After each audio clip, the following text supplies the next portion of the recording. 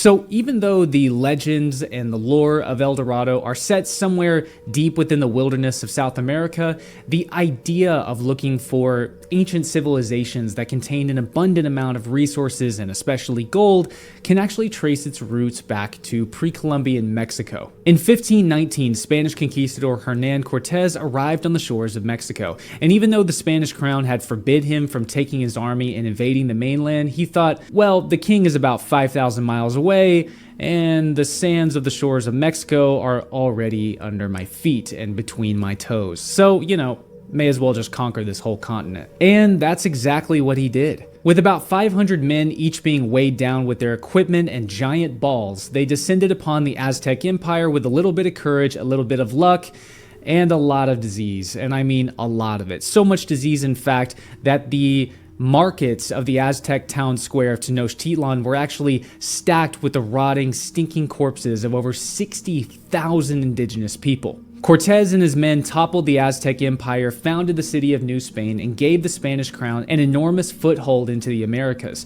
But what excited the conquistadors the most was the evidence of gold, an abundance of gold. They smelted all of it down, every single artifact, every piece of jewelry, every piece of clothing, every gold ornament that they could find. They smelted all of it down and shipped it all back to Spain. And in fact, to this day, the largest cache of Mesoamerican gold that has ever been found does not actually come from the Aztec world, because more than 99% of it is completely gone today. The largest cache actually came from a Zapotec tomb that existed some 2,000 years before the Aztecs ever even arose in Mesoamerica. But the gold didn't all come from Mexico, and in fact, most of it didn't. Cortés' men actually traced the gold west of Tenochtitlan out towards the Mexican coast, and it turned out the Aztecs actually had far-flung trade routes going all the way down to South America. So, where do you think the Spanish were headed next? By 1532, the Spanish had hijacked and followed these Aztec trade routes, landing on the northern coast of Peru, and immediately they knew they landed within the territory of an empire who was far larger, far more powerful, and far richer than the Aztec Empire, if the Spaniards could even believe it. The amount of gold that the Inca Empire had compared to the Aztecs, well, it's not comparable. The gardens of the Inca capital, Cusco, were made of gold. I mean, every bush, tree, flower, and every individual leaf on all of them was fashioned out of gold. By 1533, the Spaniards had conquered the Inca Empire, seized their gold, smelted it all down, re-established Cusco as a Spanish city, and Francisco Pizarro, as well as his men, attained legendary fame, status, and incredible amounts of wealth. Following the conquest of the Inca Empire, the Spanish conquistadors were steeped in the lore of great civilizations hidden further in the interior of this newly found continent that we know today as South America. The most famous of these legends was known as El Dorado. Eventually, El Dorado would come to represent a city of gold, but originally it referred to the Gilded One, or the Golden One. It was this Amazonian king somewhere in the interior of the Amazon who is said to have covered himself in this golden dust, and he would sail out on a boat and then dive into this lake. This was some kind of religious rite, giving piety to the gods and sacrificing this gold to the gods. A lost or hidden civilization somewhere deep within the interior of South America that had a king who was covering himself in gold and just dumping it all into a lake?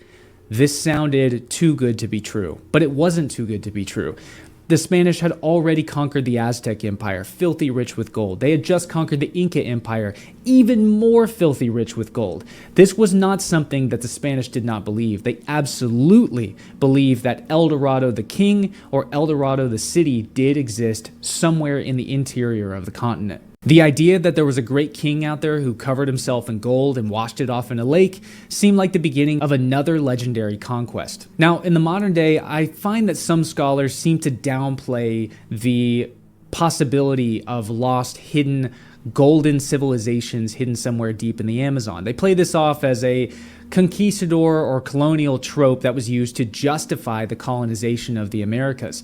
But I don't think that that is true whatsoever. In reality, this actually downplays the magnificence of the Native American world. Tenochtitlan in Mexico and Cusco in Peru were both described by Spaniards, who had also seen many of the great ancient cities of the Mediterranean as being the most spectacular, grand, and well-planned cities they'd ever seen, going so far as to say and wonder if all the things that they had experienced in the Americas were just a dream or some kind of mirage. So when they heard of vast cities of gold hidden deep in the jungles of South America, or stories of great kings covering themselves in gold dust, this wasn't news to them. They had already seen these things taking place in both Mexico and in Peru.